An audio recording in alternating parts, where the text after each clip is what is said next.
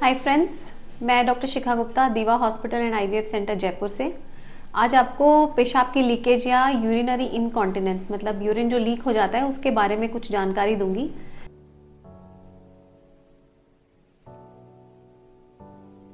ये प्रॉब्लम काफ़ी कॉमन होती है लेडीज़ में, पर ज़्यादातर लेडीज़ इसके बारे में बात नहीं करती हैं क्योंकि उनको इसके बारे में डिस्कशन करना अच्छा नहीं लगता।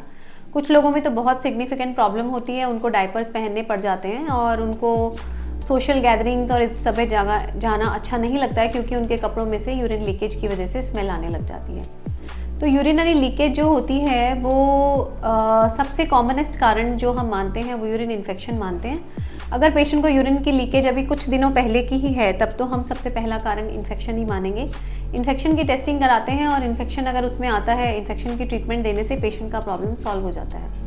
पर अगर लॉन्ग स्टैंडिंग यूरिनरी लीकेज है, मतलब बहुत लंबे टाइम से यूरिन की लीकेज है, तो हम आज जो लीकेज के बारे में बात कर रहे हैं उसमें हम ऑपरेशन के बाद की लीकेज के बारे में बात नहीं कर रहे हैं। कुछ लोगों को ऑपरेशन के बाद यूरिन की लीकेज शुरू हो जाती है, तो वो अलग केसेस होते हैं, वो सर्जिकल कॉम्प्लिकेशंस होते हैं जिनकी वजह से लीकेज होता है। तो हम उसके बारे में एक वीडियो पहले भी बना चुके हैं, तो आप उस वीडियो को देख सकते हैं कि ऑपरेशन के बाद यूरिन का लीकेज क्यों होता है।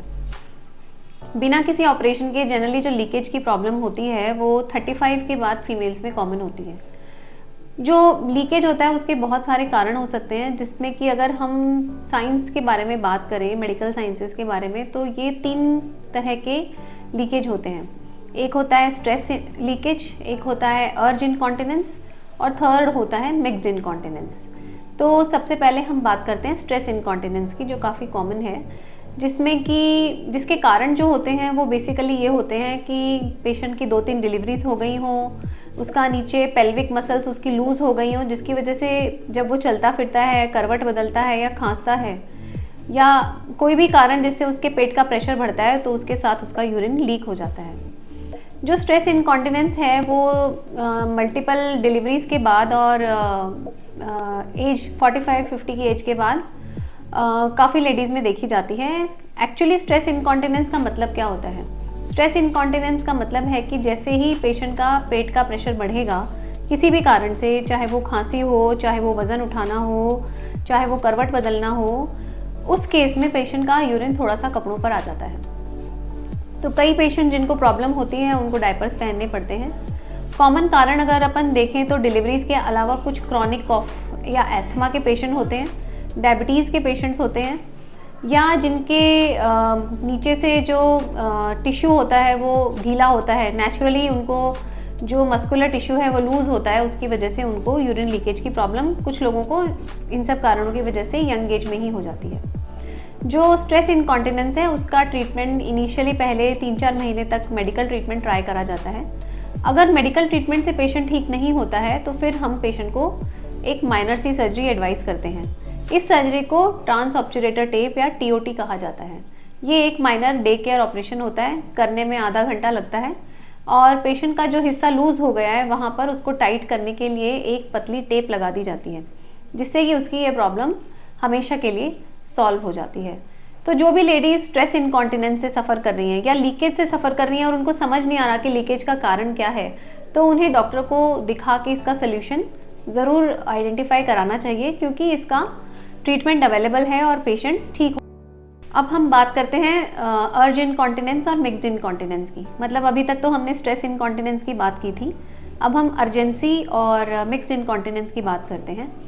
अर्ज इनकॉन्टिनेंस लेडीज़ में कॉमन होती है और 40s के बाद, मल्टीपल डिलीवरीज के बाद और मेनोपॉज के बाद होने की संभावना बहुत ज़्यादा होती है। अर्ज इनकॉन्टिनेंस में क्या होता है कि पेशेंट टॉयलेट जाता है और टॉयलेट जाने से पहले ही उसका यूरिन निकल जाता है। ऐसा काफ़ी कॉमनली होता है, तो लेडीज़ जो हैं वो बार बार यूरिन जाती हैं और उनका टॉयलेट तक पहुंचते पहुंचते चाहे उनको बहुत ज़ोर से यूरिन ना भी आ रहा हो तो भी उनके कपड़ों में यूरिन निकल जाता है। इसका भी ट्रीटमेंट अवेलेबल है और डायबिटिक पेशेंट्स में बहुत कॉमनली देखा जाता है अर्जेंसी। और इसके लिए जो मेडिसिन आती हैं वो बहुत सिंपल होती हैं और उनके कोई साइड इफ़ेक्ट्स, कॉम्प्लिकेशंस नहीं होते।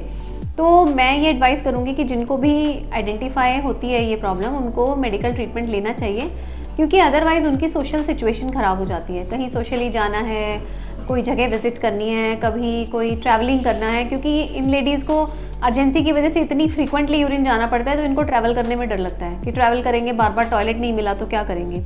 तो इसलिए ऐसी लेडीज़ के पास मेडिसिन का ऑप्शन अवेलेबल है और मेडिसिन लेके वो लोग इस प्रॉब्लम का सल्यूशन निकाल सकते हैं। अर्जेंसी के लिए कुछ एक्सरसाइजेज भी बताई जाती हैं जिनको ब्लैडर एक्सरसाइजेज कहा जाता है। तो मेडिसिन के साथ पेशेंट को ब्लैडर एक्सरसाइजेज सिखाई जाती हैं। वो ब्लैडर एक्सरसाइज करने से कुछ यंग पेशेंट्स की दवाइयाँ छूटने की संभावना भी होती है। जैसे यंग एज है 35 to 50 के बीच में पेशेंट को अर्जेंसी हो रही है, एक्सरसाइजेज के साथ पेशेंट थोड़े दिन मेडिसिन लेगा तो उसके बाद उनकी प्रॉब्लम जो है वो ठीक होने के चांसेस रहते हैं। अब बात आती है मिक्स्ड इनकॉन्टिनेंस की, मतलब दोनों फैक्टर हैं कि खांसी करने से भी यूरिन निकल जाता है और अर्जेंसी का भी प्रॉब्लम है। तो इस तरह की कॉम्प्लेक्स प्रॉब्लम्स में हम ये फाइंड आउट करते हैं कि पेशेंट को प्रीडोमिनेंटली कौन सा फैक्टर है, स्ट्रेस का फैक्टर है कि अर्जेंसी का फैक्टर है। इस तरह के पेशेंट्स को थोड़ा ट्रीट करना मुश्किल होता है, क्योंकि कई बार अगर हम स्ट्रेस इनकॉन्टिनेंस वाले पेशेंट्स को सर्जिकल ट्रीटमेंट कर देते हैं तो उनकी सिचुएशन काफ़ी कॉम्प्लेक्स हो जाती है। तो ओवरऑल इन पेशेंट्स को एक्सरसाइजेज, मेडिकल ट्रीटमेंट यही सब सिखाया जाता है ताकि उनकी 70-80% प्रॉब्लम जो है वो दवाइयों से ही रिजॉल्व हो सके और वो सर्जरी से बच जाएं, क्योंकि सर्जिकल आउटकम्स इन पेशेंट्स के अनप्रिडिक्टेबल रहते हैं। क्योंकि अगर दोनों फैक्टर्स मिक्स्ड होंगे, मान लो पेशेंट को स्ट्रेस इनकॉन्टिनेंस करके हमने टीओटी कर दिया और पेशेंट के सिम्टम्स घटने के बजाय बढ़ गए, क्योंकि हमने पेशेंट के यूरेथ्रा पर हमने टेप लगा दी और उसकी जो इरिटेशन है वो बढ़ गई और उसकी वजह से उसको यूरिन लीकेज का प्रॉब्लम बढ़ सकता है। तो ऐसे पेशेंट्स में फिर हम पहले इनिशियली 3 से 6 महीने मेडिकल ट्रीटमेंट ही ट्राई करते हैं। कुछ पेशेंट्स होते हैं जिनको स्फिंक्टर प्रॉब्लम होती है, ISD इंटरनल स्फिंक्टर डेफिशिएंसी बोलते हैं, जिनको कंटिन्यूसली यूरिन लीकेज होता रहता है, क्योंकि उनका जो स्फिंक्टर मतलब जो दरवाज़ा था जिससे यूरिन होल्ड होता है वो दरवाज़ा ही ख़राब हो जाता है। उसके बहुत से कारण हो सकते हैं, जिसमें कॉमनली तो डायबिटीज़ है। उसके अलावा पेशेंट का वज़न है, अगर वज़न बहुत ज़्यादा बढ़ जाता है तो वो स्फिंक्टर काम करना बंद कर देता है या उस पर प्रेशर इतना हो जाता है कि वो काम ही नहीं कर पाता।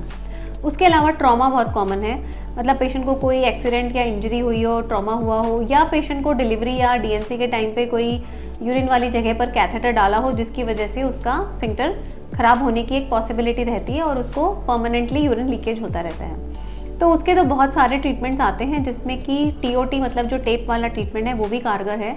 और कई बार हम ऐसे पेशेंट्स को आर्टिफिशियल स्फिंक्टर भी लगाते हैं कि भाई इतना ज़्यादा लीकेज है, कंटिन्यूस लीकेज है, तो उसमें आप आर्टिफिशियल स्फिंक्टर दे दो। अगर फिर भी नहीं पेशेंट का प्रॉब्लम होता, सॉल्व होता, तो CISC करा जाता है, जिसमें पेशेंट के को यूरिन अपना क्लियर करने के लिए बार बार कैथेटर डालना पड़ता है। तो आई होप आपको थोड़ा बहुत आइडिया लगा होगा, पर लेकिन मैं आपको यही सजेस्ट करूँगी कि अगर आपको इस तरह की कोई प्रॉब्लम है तो आप अपने गायनेकोलॉजिस्ट को दिखाइए और इसके से रिलेटेड टेस्टिंग्स कराइए। तो जो मेडिसिन्स हैं वो आपकी प्रॉब्लम को काफ़ी अच्छे से रिजॉल्व कर पाएंगी। I hope you understand my point. Thank you.